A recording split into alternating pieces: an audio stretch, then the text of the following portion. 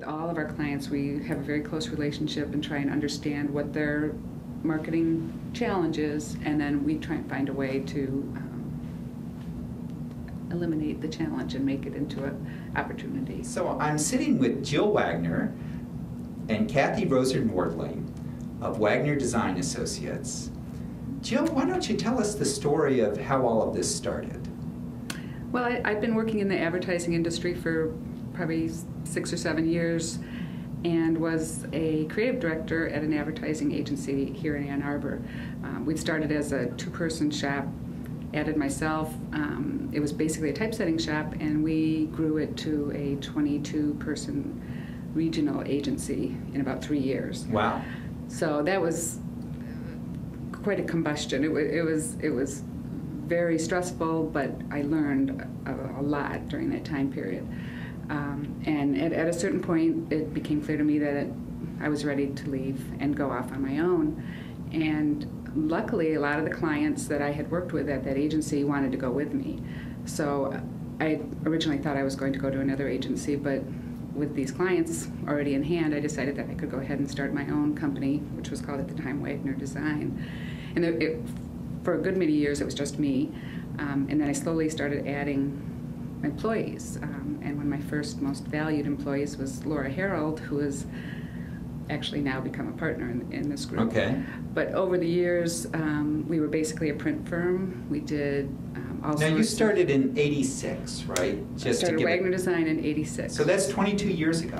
Before computers, I mean, we were keylining and gluing type onto boards. Oh, it was really? a very Okay. slow process.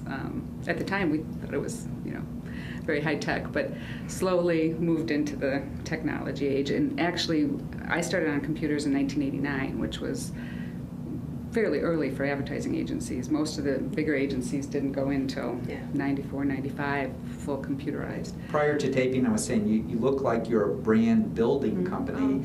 There's desktop publishers who can put things together for you that look pretty, and then there's humongous agencies that do everything from research to media buying to running your financials, and we're kind of a niche in between. We're the kind of boutique that comes up with a creative idea that helps you market and then tries to implement that across all mediums that you're working in, whether it's web or print work or advertising in magazines or newspapers or web banners or websites or email marketing campaigns. We try and unite that look across all levels of.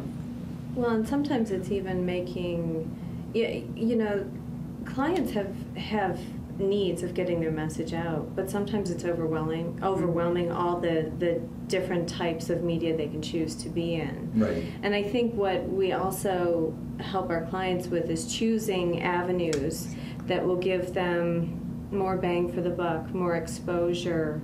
And I think that's really important. Weeding out those ones that might sound really cool and trendy right now, but aren't going to necessarily draw the targeted market that they're everybody looking for. has budget, everybody has limited dollars, and so kind of taking that and going, I think this is going to give you the most return on what you're doing, and then, taking the identity that they have and incorporating it into those different pieces is really kind of the core of what we try to do. So, having somebody define your identity sounds like a toughie to me, okay? And so describe, how do you get people to accept that? I have to believe that, you get a little pushback every now and again, and it's hard for clients. Well, we don't just come in and tell them this is what you are. We sit and talk with the principals and maybe some of the people that they work with about what is the product that they're putting out there, how do they want to be seen by the public, what are the advantages that they bring that is a unique selling point that maybe some other company doesn't have, or what are the disadvantages that they're trying to overcome. What's new in your market and where do you see the market going, so how should you position yourself.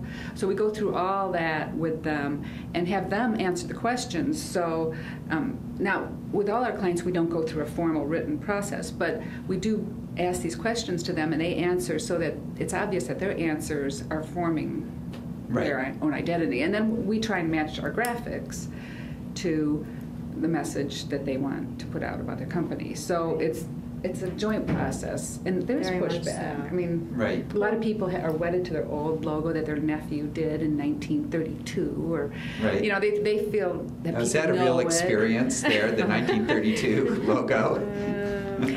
Yes, I have Okay. had people who've had family members do things that, and they all think that everybody knows it, even though they haven't really advertised, they haven't got it out anywhere. Right. But they've lived with it so long that they have, you know, some memories Right. about it and stuff, and it's hard to.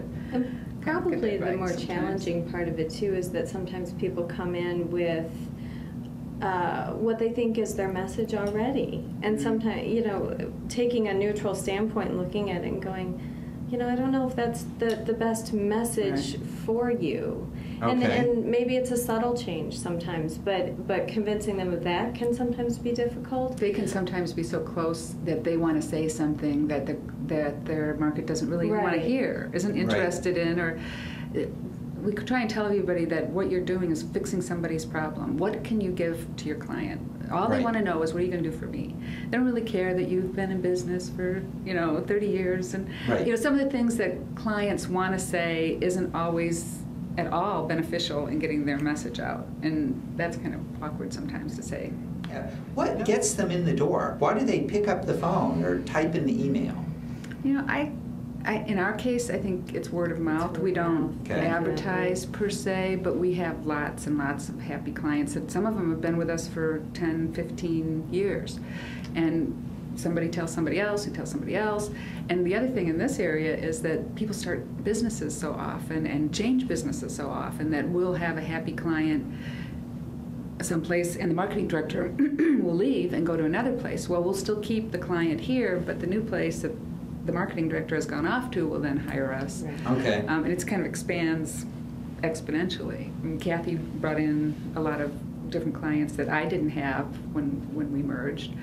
And then the many clients that we have now will keep part of the happy family. They've had a good experience with you before, or they're talking with their friends, and you know, who do you think can help us? I'm working, and they say, well, maybe you ought to go talk with Wagner Design Associates. That's a little bit how that works, it sounds like. Plus, we've won a lot of awards, both locally, nationally, and actually internationally, for print work, and we just recently won web awards.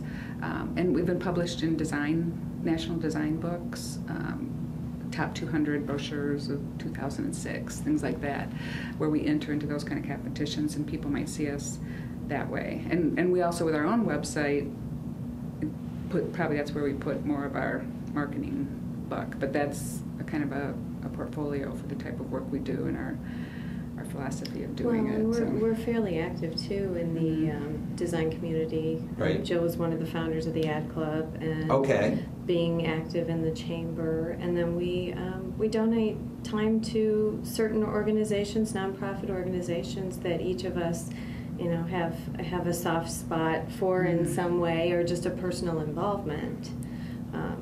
So it's a great way to get back to the community, but it's also a great way to be known in the community as Right. well. And we often actually get work from other people that work in those organizations, not only in the nonprofit area, but maybe their husband owns a large company, or they run a company, and Right. so it's a win-win. Kind So you get a lot of connections, basically. That it's a connection social business. capital. Definitely.